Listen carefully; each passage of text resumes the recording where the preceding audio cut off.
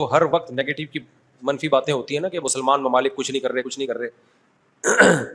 عرب نے مل کے 3 دفعہ اسرائیل سے جنگ لڑی ہے، تینوں جنگوں میں شکست ہوئی ہے، اور وجہ شکست کی یہ ہے کہ پیچھے امریکہ سپورٹ کر رہا ہے. تو کیونکہ اسرائیل سے لڑنے کا مطلب ہے کہ امریکہ سے لڑائی ہے، اس وجہ سے شکست ہو جاتی ہے. وہ 3 دفعہ لڑ کے بیٹھ چکے ہیں، اب کیا کریں ہم. ہونا یہ چاہیے اگر تھوڑا سا بارڈر کھول دیں نا تو پوری دنیا کے مسلمان پیدل ہی اسرائیل کو فتح کر کے آ سکتے ہیں. اتنی بڑی تعداد میں مسلمان ہیں اور ان میں جانے کا جذبہ بھی ہے کہ تھوڑا سا بھی راستہ کھل جائے تو یہ پیدل ہی ہوتے ہوتے اتنی بڑی تعداد ہے تو یہ 8-10 کروڑ تو ویسے ہی چلے جائیں گے. اسرائیل پہیاں پہیاں فتح کر کے آ جائیں گے، لیکن بات یہ کہ جانے نہیں دیتے، راستہ نہیں ہے. کیونکہ اگر مصر راستہ دیتا ہے نا، تھوڑا سا بھی راستہ کھولتا ہے، تو پہلے اسی بیس پہ اسرائیل مصر پہ اٹیک کر کے اس کے علاقے لے چکا ہے کہ مصر نے راستہ کھولا ہوا تھا مجاہدین کے لیے. تو اس بیس پہ اسرائیل نے آدھا مصر پہ قبضہ کر لیا. سمجھ رہے ہو؟ تو جب مصری ہاتھ سے نکل گیا ان کے، تو ایسا گچھی پکڑی ہے نا چاروں طرف سے. تو اب دیکھیں آگے ہوتا کیا ہے، اللہ خیر کرے.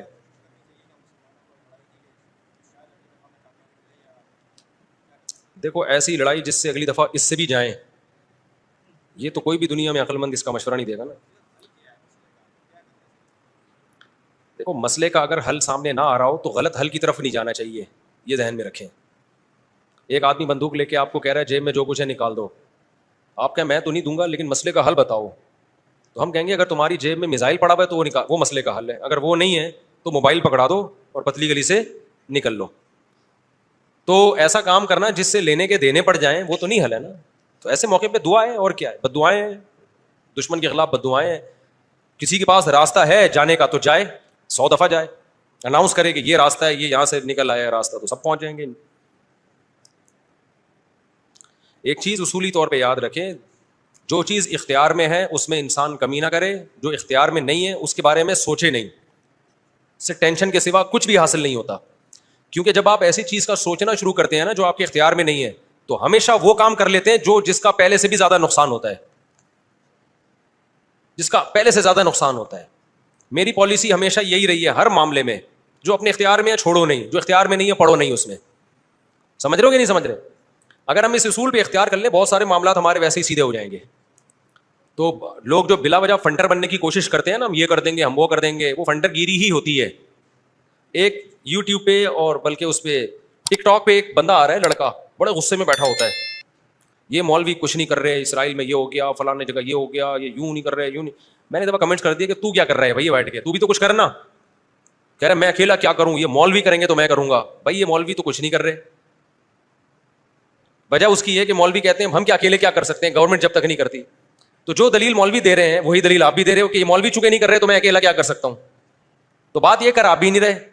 یہ باتیں کرتا ہوا وہ اچھا لگتا ہے جو میدان جنگ میں جا رہا ہو اور لڑ رہا ہو اور دو بدو فائر ہو رہا ہو اور جہاد کر رہا ہو اور کہہ رہے دیکھو مولوی کچھ نہیں کر رہے اور میں یہاں بم رکھ کے آ رہا ہوں وہاں پہ اور شہید ہو رہا ہوں میں سب کے سامنے.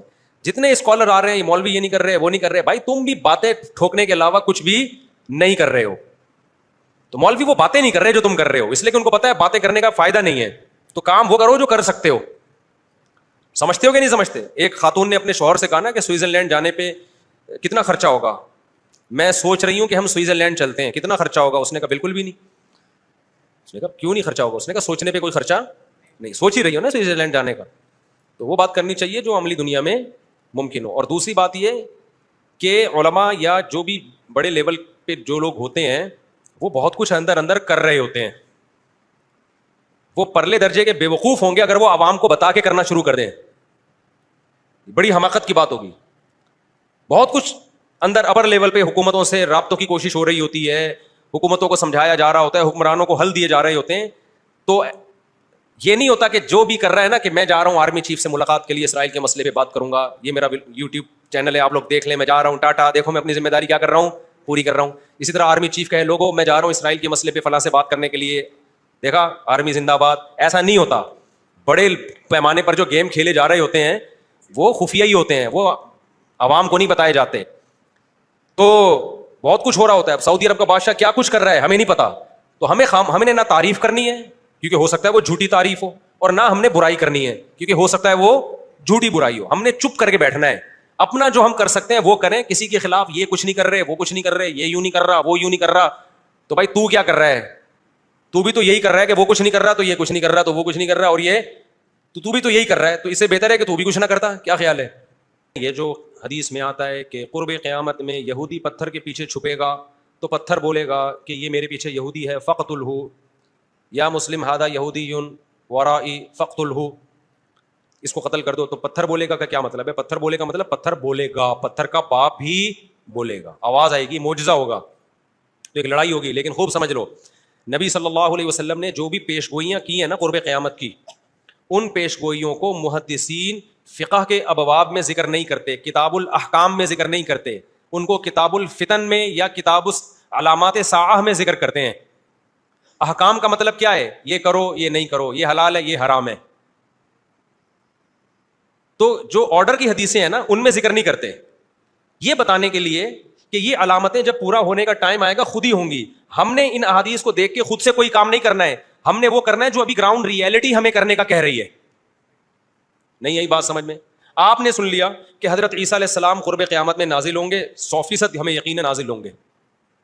حضرت مہدی آئیں گے, 100% ہمیں یقین ہے حضرت مہدی آئیں گے.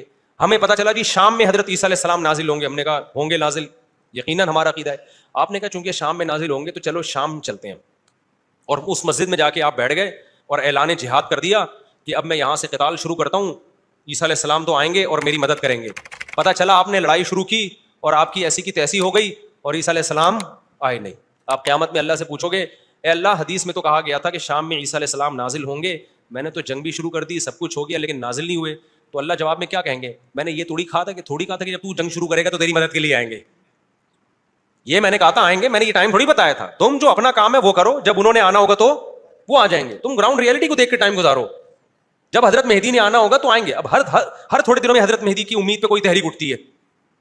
سعودی عرب میں جو 1979 میں بغاوت ہوئی تھی, جنرل مشرف کی قیادت میں آرمی نے جا کے کنٹرول کیا تھا نا, وہ بغاوت کیا ہوئی تھی؟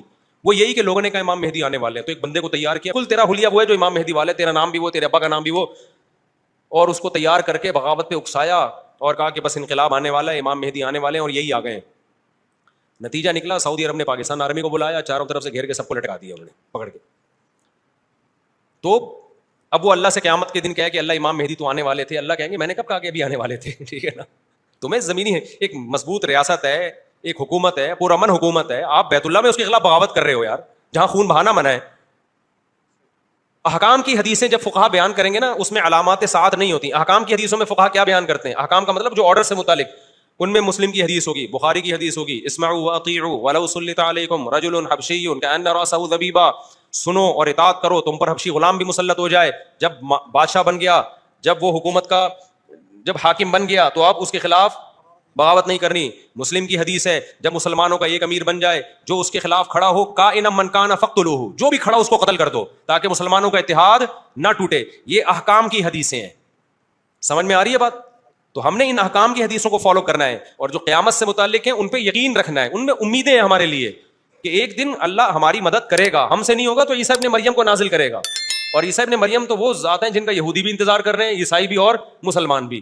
یہودی ان کو کہتے ہیں مسیح دجال, معاذ اللہ, وہ کہتے ہیں ہماری مدد کی, جو یعنی ان کو عیسیٰ تو نہیں مانتے وہ, لیکن وہ ساری علامتیں فکس کر دیتے ہیں کس پہ؟ کیونکہ ان کی کتابوں میں بھی ہے نا. تو شرارت کر کے حضرت عیسیٰ سے ہٹا کے وہ اپنے کسی نجات دہندہ کی طرف لے کے جاتے ہیں. عیسائی کیا کرتے ہیں؟ عیسیٰ ابن مریم نازل ہوں گے ہماری مدد کے لیے, یعنی عیسائیوں کی مدد کے لیے. اور مسلمان کیا کہتا ہے؟ بھائی عیسائی مذہب بھی باطل ہے, یہودی مذہب بھی باطل ہے, منسوخ شدہ مذاہب ہیں. عیسیٰ ابن مریم حق کی خاطر آئیں گے, اور حق مذہب کیا ہے؟ ان دین عند اللہ الاسلام. اور اس میں اسلام کے پاس صرف نرے دعوے نہیں ہیں, دلائل بھی ہیں. اسلام کو آپ کمپیئر تو کریں دوسرے مذاہب سے, کوئی جوڑ ہے ہی نہیں اسلام اور اسلام کے مقابلے کا. تو حضرت عیسیٰ کے نزول کا تو صرف غامدی صاحب نے انکار کر دیا ہے, ورنہ تو حضرت عیسیٰ کے تو تمام آسمانی مذاہب ان کے نزول کے قائل ہیں. لیکن کمال کی بات ہے کہ غامدی صاحب اتنی بڑی بڑی چیزوں کا انکار کر کے بھی ایک مذہبی اسکالرز اور براڈ مائنڈیڈ اور ان سے علمی اختلاف, ٹھیک ہے نا. اور رفع الیدین کا مسئلہ جو ہمیشہ سے اختلافی ہے, اس میں ہم گمراہ بھی ہیں, اندھے مقلد بھی ہیں. تو یہ آج کل کے اسکالرز میں اعتدال نام کی کوئی چیز نہیں ہے. یہ علمی دلائل نہیں ہوتے, ان کی اپنی ایک خاص قوموں سے نفرتیں ہوتی ہیں ان کو, جس کو وہ مختلف طریقوں سے اجاگر کرتے ہیں. سمجھتا ہے کہ نہیں سمجھتا؟